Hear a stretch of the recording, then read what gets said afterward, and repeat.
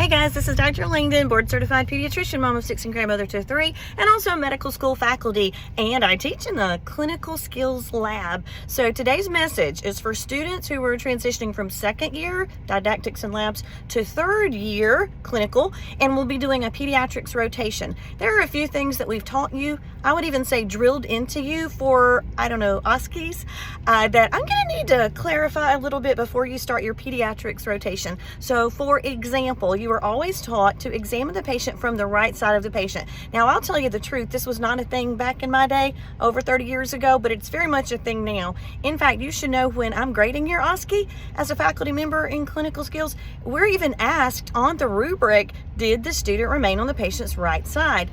So here's what I'm telling you for your PEDS rotation. Don't forget all those rules when you're doing OSCEs. I promise they still apply. But for PEDS, not so much. I trust you guys to remember that your liver is on your right side and your spleen is on your left. So I'm not sure what the hang up is about you always have to be on the patient's right side. I give you permission in PEDS to be on whichever side you have to be on to keep the patient as happy as possible. Second thing, we absolutely will take points off from the rubric if on your physical exam in the OSCE that's recorded and we're grading, you do not do the exam on skin. Now, I want to give you a little clinical scenario. What if you had a baby, even if it was, especially if it was a toddler, stranger anxiety peaks around 18 months, and they would freak the slap out if you took off their onesie, right?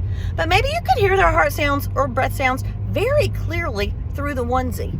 Would I rather you take off the onesie off that stranger anxious toddler and examine on skin, but now they're screaming, or leave it on and get a quality exam? Of course, I'd rather you get a quality exam.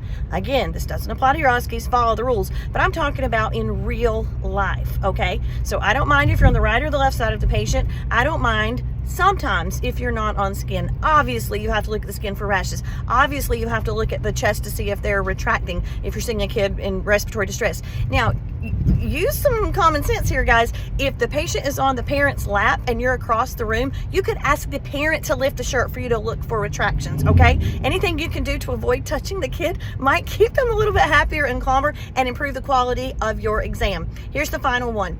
You know how in OSCE, I have a question on the rubric, did the student examine the patient in an orderly fashion from head to toe?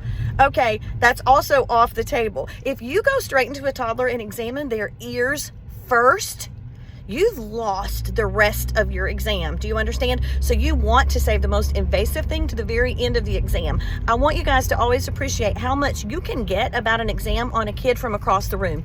You can see how are they perfused? How are they breathing? Are they tachypnic? Have the parent pull the shirt up? Are they retracting? Are they grunting? Are they nasal flaring? You can see a lot about a kid. Are they making tears when they cry? Are they drooling? What's going on? You can really make some good clinical assessments from across the room. Obviously, you do have to touch the patient, but as you get closer, I want you to do the least invasive thing. And if you can do the heart exam before they're crying, you're gonna hear your S1, S2 much, much more clearly to see if they have a murmur or whatnot. So please save the worst part of the exam till the very end. Another tidbit on behalf of all your future preceptors out there, if you know whatever you're doing is gonna freak them out and make them scream to the point of getting so upset they vomit, how about you save that for the last, and we'll try to do that together when we go back in. Because typically in an office situation, your preceptor is going to send you in to get the history and to do as much of the physical as you can, not to upset the kid. We'll go back together if there's a part of the exam that's particularly